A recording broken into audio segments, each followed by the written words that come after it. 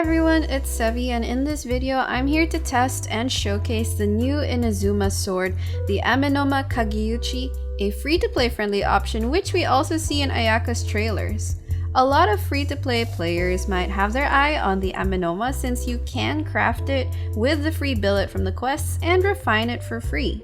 So I'm interested to see how it stacks up to a lower spender weapon, the Black Sword, and against the 5-star feature weapon on the current banner, which is the Mistsplitter Reforged. Unfortunately, I don't have a Black Cliff Longsword to compare with because I just don't have it and due to limited resources. Although the Amenoma doesn't have the crit stats to compete with the Black Sword and the Mistsplitter, could its attack percent stat and faster energy recharge be enough to make it viable for Ayaka? I have all three weapons max leveled but on different refinements. I went with R3 for Amenoma to give it a significant bump in its energy recharge and hopefully equalize its performance with the other paid weapons, especially considering it's a free-to-play craftable weapon. The Black Sword is at Refinement 2 and the Mistsplitter is at Refinement 1. For the parameters, this is a control test that doesn't account for other factors like resonance and team comps, just like our other video. First, we have Diona and Zhongli mainly for battery and protection. There's no resonance triggered since it's only a 3-character party. Second, the artifact sets are 2-piece Blizzard Strayer and 2-piece Glad, because no good 4-piece Blizzard Strayer and this is more attainable for other players. Third, we have the same attack, skill, and burst rotations used throughout all the tests. Fourth, Ayaka's talents are 868. And fifth, my Ayaka is C1, which plays slightly in favor to the Amenoma's effect since she can get the seeds faster, but the difference isn't that big. Starting with the R3 Amenoma Kageuchi, here are her stats. The Amenoma has an energy recharge mechanic that fits well with Ayaka's kit to give her burst better uptime. Its low base attack is compensated with its really high attack percent secondary stat, and that's why Ayaka's attack stat is the highest on Amenoma among all three weapons, although as we'll see later, the Mistsplitter Reforged isn't that far behind. So using Amenoma Kageuchi, I noticed that after using her first burst, I already got a lot of refunded energy back. On an R3 passive, the refunded energy totals to 27 energy and isn't affected by energy recharge, but I can imagine this will be useful for more extended battles. Her burst is already ready even before the cooldown is finished, which otherwise on a different weapon would be hard without a battery. The entire run on Amenoma took 45 seconds. Here's Ayaka on the R2 Black Sword, and here are her stats. I had to adjust the artifacts to get more balanced crit stats, so taking advantage of the Black Sword's crit rate, I switched out the crit rate circlet and used a crit damage circlet instead. Ayaka's attack is quite lower at 1900 plus compared to Amenoma's 2200, but the passive damage bonus and the additional crit damage compensates for it anyway, so I found that at times the damage output as in the numbers were higher than on the Amenoma. The Black Sword is also a very solid option since it fixes your crit rate more if you have bad artifacts and buffs Ayaka's normal and charged attacks and lets her have some self-sustaining healing. If you already have this weapon, then your Ayaka can already perform well. The run comes in at 49 seconds, which is the fastest after multiple trials. This is slower than Amenoma, but it might be because of slight changes in my gameplay in the runs. I'd say it's potentially more or less the same with Amenoma's run. Lastly, we have Ayaka on the R1 Mistsplitter Reforged, and here are her stats. The Mistsplitter is obviously the best in slot since it allows me to get a lot of elemental damage bonus and an additional 44% crit damage.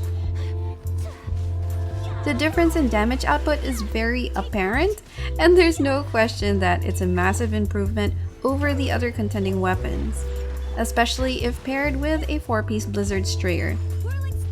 So my run with the Mistsplitter was 37 seconds, which is around 20 to 25% faster than the other two weapons. Is it enough to justify risking your wishes on the weapon banner or spending? That's on you to decide. So all in all, how does the free-to-play weapon, the low spender weapon, and the expensive 5-star weapon compare on Ayaka? Well, in my practical test, the Amenoma actually stacks up against the Black Sword quite well. You'll have to ensure that you're always using her skill whenever it's ready to maximize the effect, but it's great for helping Ayaka get her burst out faster and more often, considering that a lot of her damage comes from her burst. R1 Amenoma's energy refund is not that impressive when you have an 80 energy cost, but I think this is one free-to-play weapon worth refining. At R3, it times very well with Ayaka's cooldowns, considering her long-ish cooldowns, and you can use max refinements for characters with 80 energy cost but lower burst cooldowns.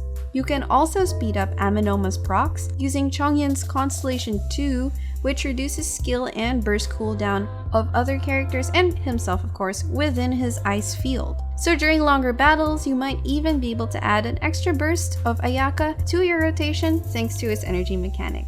I would claim that the Black Cliff Longsword will still be better than the Amenoma due to its crit damage stat and higher base attack and passive effect. So if you're willing to buy that in the Star Glitter shop, you can go for it. But if you want a weapon that fits Ayaka's aesthetic the best and only requires you to complete the quest and farm materials to get started, the Amenoma is a really good option.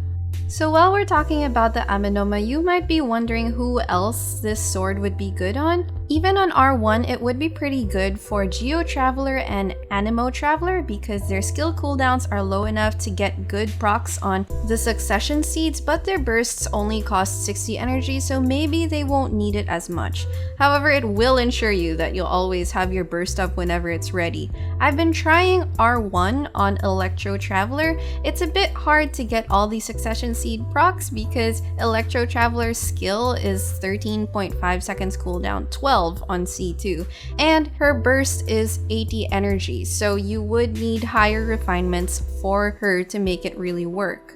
Another option for R1 Amenoma would be Kazuha because his burst only costs 60 and you can use his skill quite often.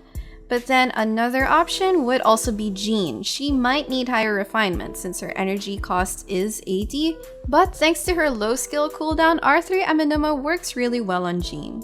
The sword could potentially be good for Kaya, but Kaya already scales on energy recharge, so if you have the Amenoma sword on him and he's already a high ascension or high level, you pretty much don't need any extra energy recharge substats or main stats on your artifacts at all. You could potentially run the Amenoma on Bennett, especially since his skill cooldown is quite low, and if you are currently running Bennett on an energy recharge stance, you could instead run Amenoma on him and then replace that with an HP stance for better healing. That is one option. The other sword users such as Xingqiu, Qiqi, and Albedo are not really viable for this sword. Keqing could work on it, but her burst already comes up really quickly, so it's really not optimized. She can do a lot more damage on another weapon. So that's all for this video, guys. If you're not yet subscribed to my channel, please do and turn on that notification bell button. Leave a like and comment down below what you think of the new free-to-play weapon on Ayaka or other characters. Thank you for watching and I'll see you soon. Take care!